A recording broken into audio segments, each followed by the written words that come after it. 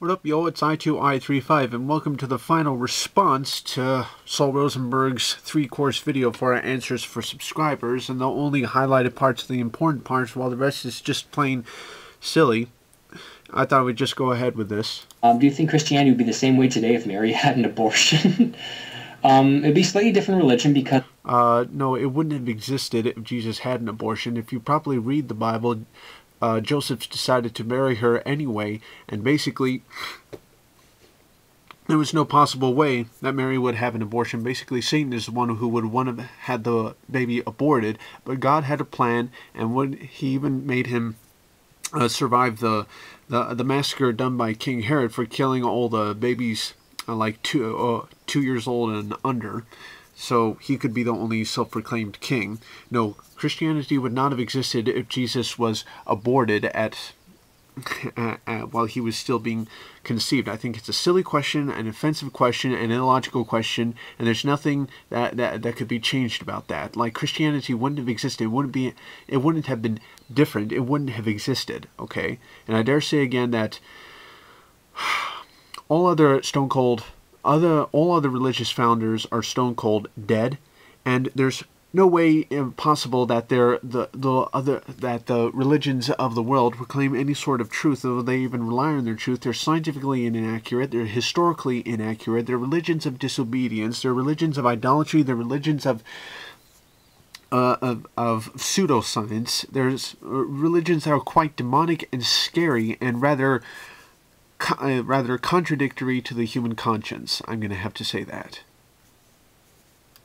Because of the regurgitated, slightly butchered baby Jesus.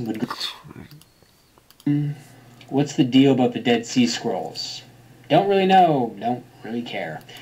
You know less about that, which really shows that you don't really look into the evidence, but the amazing evidence for Christianity. Those Dead Sea Scrolls are from the Isaiah Scrolls, which are 1,000 years older than the ones that are collected for Christianity at the time, and they actually prove that the Bible, specifically the King James, is the most accurate version and the most accurate Bible, and is the most reliable source for historical Christianity. Were you born in an atheist family, or did you lose faith in religion later? I was actually born in a family that was Roman Catholic. I lost basically belief in the Christian religion when I was around 14 or 15, and I completely denounced it entirely when I was 17 or 18. You were raised wrong, I'm going to have to say, brother. Catholicism is no way Christian by any historical, biblical, standard perspective, sense, or truth, and a lot of Christians, like 50 million of them, were killed off during the Dark Ages, and Catholicism, the Roman Empire found its way into Catholicism, and popes are the present-day Caesars. You were raised wrong, buddy. You were raised wrong. And I dare say your dad did not seem to have much of an effect on you. It really doesn't really seem like you ever had a dad, and you were raised wrong, and I get this same thing from a lot of atheists. They were raised Roman Catholic and then lost their faith when they studied evolution in college. They were raised wrong, and they didn't really see the real taste of Christianity. Catholicism is perverted, and it's not the right stuff. You were raised wrong, buddy. Do you think teaching children creation is detrimental to their future intellectual growth? I'd say yeah, because it's yeah, and then he goes right on and says, oh, but this is that. No, I'll actually help their conscience understand where they come from, that their lives are special, and who created them, and what life is all about, and that perfectly what life is all about. It's not about an interpretation of what life is all about. It's what life is all about. I dare say that evolutionism has a big destruction on their whole life experience and what they're raised to be, like what their career is. They would understand that there is a God who made them, loves them, cares for them, once joined their life, who died for them, and wants them to love others as much as they love themselves. I'm sure the world would have all the peace it's been asking for all the time.